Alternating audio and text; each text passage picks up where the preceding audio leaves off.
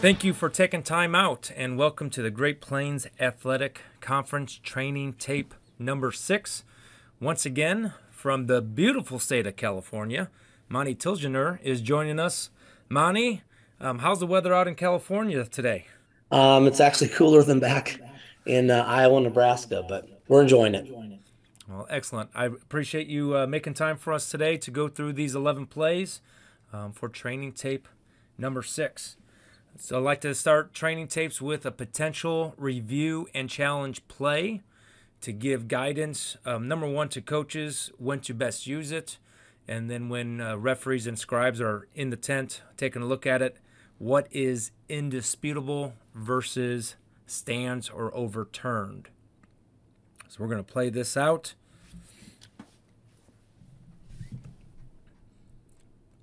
First stop here, we'll come back to that forward progress. So this angle doesn't give us much except the defense reacting that the ball is loose.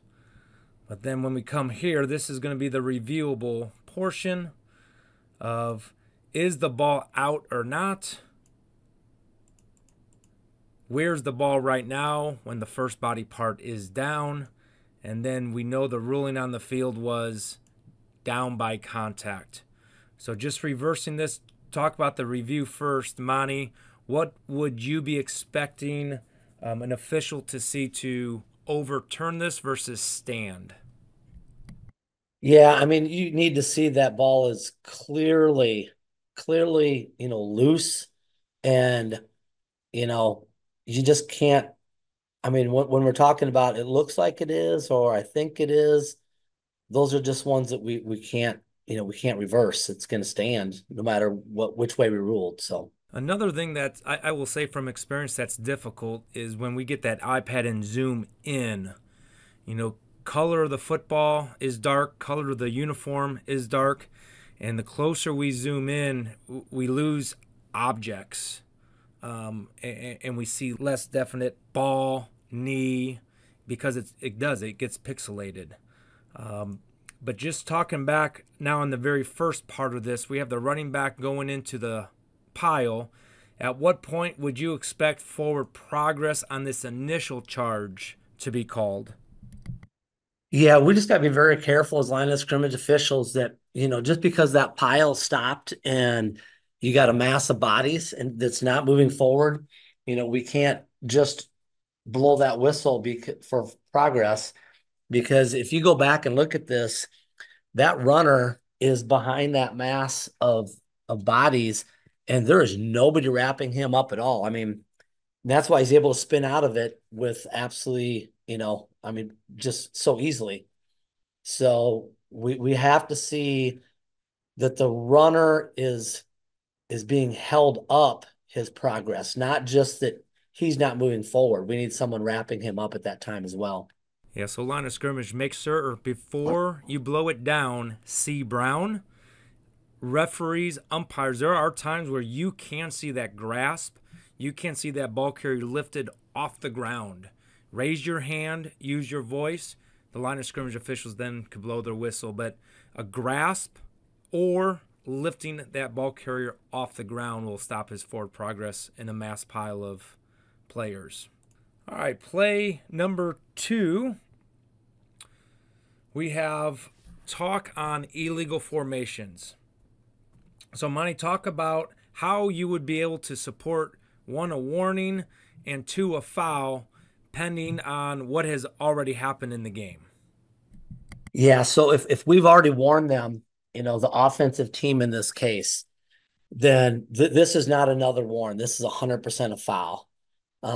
This guy so far back, it would be supported if you flagged it the first time. That being said, we really do want to give a warning when possible. So, and then we got to make sure that we notify the head coach that, their offense have been warned for not being on the line of scrimmage. And this could be a situation early in the game, the winning words and winning interactions with coaches. If this is early in the game, we let the umpire know right tackle needs to get up on the line of scrimmage. He's going to talk to the player. And then the line judge is going to find the head coach, communicate with the coach. We're working with the teams earlier in the game to prevent fouls. So taking time, especially early in the game, could go far away later on. And then remember, crews, it is a team warning for the offense. Then if their field goal team comes out, that could be another warning if they're in no man's land. And then if the punt team comes out, that could be another warning. So it's not one warning per team, but it's the group of team as well. Play number 3, very hard hit. There was no flag on the field. Coach was looking for a target, and we're going to play this out, and we're going to explain why this is not a target. Monty, I'll let you take it from here as I play the video. So being a runner, the only way we can have targeting is if the defense uses the crown of the helmet. And remember, that's 6-inch radius from the very, very top of the helmet. He does definitely dip his helmet and lead with the crown, but from both these views, if you stop it right at the point of contact, you can see, especially the back view, the end zone view, you can see his helmet is in front of that runner's helmet. So he misses with the crown. Just because you're leading with it, you still need to contact with it. And even one more frame there, you can see the helmet's in front. But he did dip and was using the crown, was trying to use the crown. And if he would have been 8 inches further back, then that would have been, targeting that I think we easily could confirm. So the question that was brought up to myself is, can we have a flag down and have personal foul with targeting? And myself and Monty were talking about, on this play, we would not be able to do it. This is a football act of a ball carrier who is not defenseless. So this is either going to be crown of the helmet call on the field, crown of the helmet targeting review, or nothing. This is a football act. But if you have a defenseless player, a receiver, a teammate, or a player in the grasp of a teammate, a player on the ground, a passer, and it's a non-football act on that player, we would support you going into a play, personal foul with targeting. That way, when we come out of review, we still have that personal foul because it was a non-football act against a defenseless player. It's sort of those cheap shots. This is not a cheap shot. This is a hard legal hit. Monty, can you think of other situations where we would consider like a cheap shot that's a non-football act where we could take a personal foul with targeting to review? Yeah, a lot of times it's against that receiver. Sometimes even a blindside block situation, could be one of those as well. All right, next play. We have a little breakdown of communication. And after watching these two clips back to back, I feel we know where the communication breakdown was and why it broke down.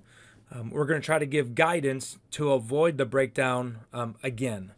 All right, so this is a spot with line to gain. Coaches, this is challengeable. All right, so anytime we have a line to gain, you can challenge the spot in regards to the line to gain. So we have the line to gain, the 35-yard line. So at this point, we have the ball carrier's feet in bounds. We have the ball beyond the line to gain. And then as we play this out, the official does come in and stop the clock. All right. And then we have the official down at the bottom of the screen confirming first down. But then as we go to the next clip, we're showing first down on one box. This box is still moving, and the ball is a half-yard short. So, Monty, knowing the confusion here, the box guy is late, this box is incorrect, and this is different than what we saw mechanically on the previous play, what would you recommend a crew doing at this moment? Yeah, I mean, this snap is imminent and we're not in good position. You can see our wing is trying to get the box man to move, so he's not looking on the line of scrimmage. We've got our wing at the bottom who looks to be, like what's going on. And yeah, we should just shut this down and get settled what we have here. So we have all the officials with their focus where it needs to be before we run this play. On this one, we also see the referee still trying to sort something out, like something doesn't feel right. If you have that gut feeling something isn't right, something doesn't feel right, shut the game down, call an official's timeout. I So mean, what think about it. If we have a false start here, just like a flinch that's enough for a false start, but not a huge one, we have two officials who aren't even looking, at the line of scrimmage. We could totally miss it. And that now we have a bigger problem. So don't compound it. Shut it down, get everything settled. No matter if you go first down, no matter if you go short, you know, we like to get it right the first time. But most important thing is we don't want to go into a second play in this kind of yeah, everything's kind of a mess. and I think what happened here is we got 29 seconds on the play clock. So this offensive team was able to go what they call NASCAR. They were able to go fast, and we as a crew weren't able to communicate fast. So this is a great play to share for pregame next week. When a offensive team is looking to go fast and not subbing, how are we going to react ourselves to make sure we get that ball down? We do not have to get the ball down at 35 just because the offense wants to go fast. We still have to get our crew in positions and ready for the next play. So great play to talk about as a crew of what are we going to do to speed up but not hurry and make a mistake if the offense is looking to go fast.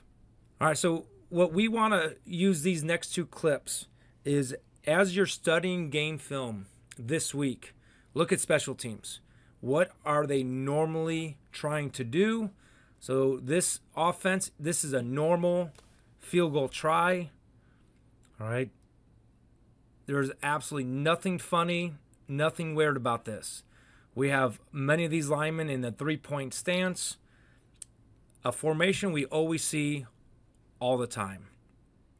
But change the situation to 4th and 2. All right. Now And 4th and and a short 2 field goal too. and a short field goal, so a 5-yard penalty doesn't really hurt them backing them up 5. All right, so now we got 4th and 2. Red flag should be up. We should be looking for something different.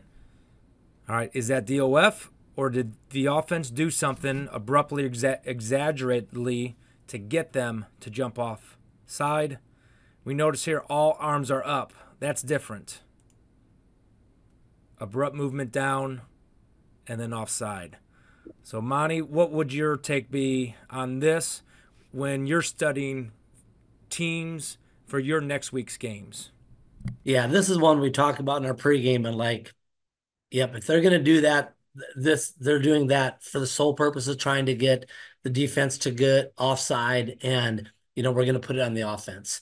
So, coaches, if you're willing to take that risk of us noticing it and putting it on the offense, you need to know that that is a strong possibility. We really missed it if we didn't, but that's up to you if you want to take that risk or not. But this is definitely one where this is on the offense. It's a very abrupt movement, prior to the snap, and one that a lot of teams do at different times. But if called properly by the officials, it's going to be on the offense. Yeah, in 1 week, offensive might not be called on it because the defense doesn't react. The next week, the defense does react. Now it's a foul on the offense. So Yep. officials did a great job here getting this on the offense, backing them up 5 yards. All right, we call this the middle third of the season. And as we get through the middle third, officials, we get in a groove, sometimes relaxed.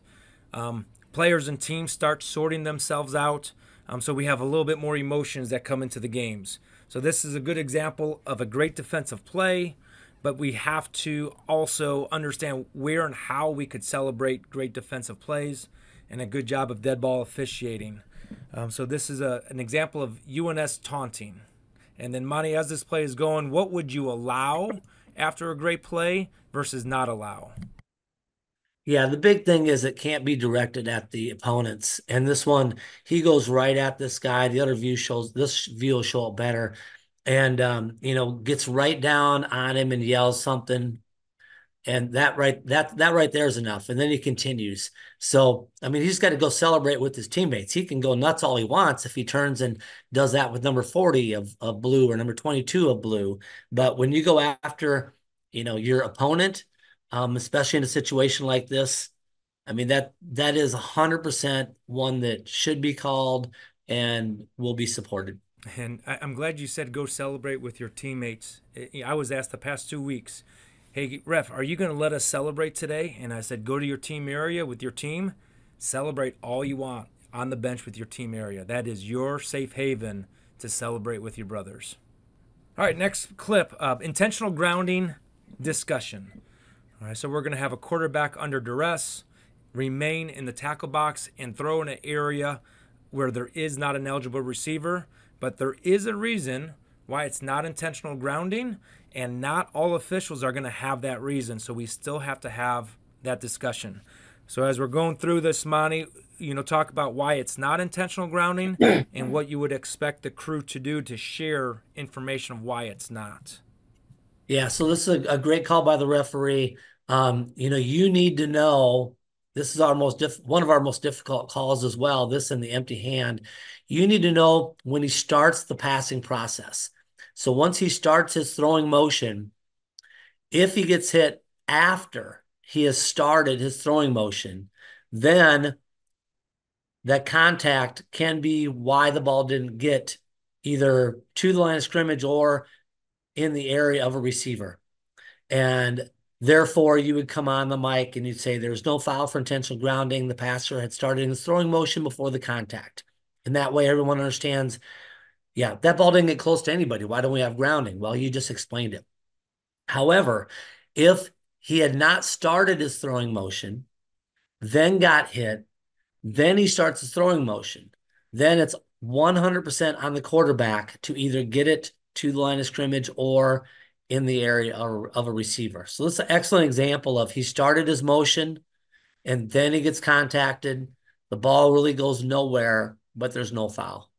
We still would expect our line of scrimmage officials, in this case, to come forward and say, come with the funny whistle, tweet, and come into the referee and say, "Hey, I've got no one in the area," and then the referee is going to say, "Yeah, we do not have grounding because of this," and then again, use that mic so everybody understands, not just the coaches who are definitely going to be wondering, but the fans as well. Yeah, and that's the power of the O2O. I have no eligible receiver in the area. Referee then saying the errant pass was caused by the defense contacting the passer after the pass was started. So correct no call here.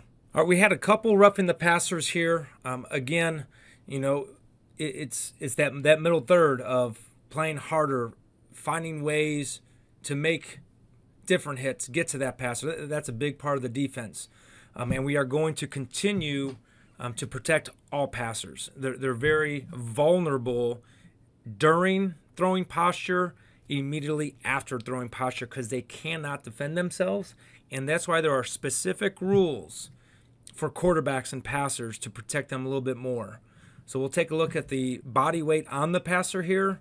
And then just a reminder, stationary back inside the tackle box, balls inside the tackle box. They could legally block below the waist from the front like this. Referees, any running back moving forward, take on that responsibility. So now as we go to this roughing the passer, Monty, you were talking about what you're looking for with the drive up, drive down, and then I'll sort of talk about officials put into that judgment 50-50 box. Yeah, so really, our rule's not like the NFL. The NFL, basically, you laying down with your body weight, it's a foul. We don't have that rule, but our rule is more, are they using their body weight to purposely punish? So, if possible, we want them sliding off to the side. Definitely if they, kind of pick him up and drive him into the ground. And, this one is one that would be supported. because he could probably slide off to the side a little more. And he does get all his body weight on him. His feet come off the ground a little bit. And just, coaches, I think you want us to support or to protect the quarterbacks. So that's the thing, when in doubt, is it too much body weight? Is it too forceful on that quarterback? We want to throw. Yeah, and with you could see how he's landing on his shoulder. Landing on the shoulder is one thing. Landing on the shoulder with more weight on their body puts this player at risk. So when you put a referee in a 50-50 judgment situation, we are telling our referees in the GPAC, protect the passer, roughing the passer. To avoid this, tell your defenders to wrap up and pull that passer back towards the middle of the field. All right, so the roll tackle technique, so to speak, to avoid any judgment of that official thinking, was it punishing with the body on the passer. Last clip of the day, another roughing the passer 50-50 judgment call. All right, so we'll talk about the rule, and then once again, we are going to, when officials are put at 50-50 judgment call, we're going to support protecting all passers in our conference. So Monty, talk about the low hit and throwing posture and what the defense can do to avoid a judgment here.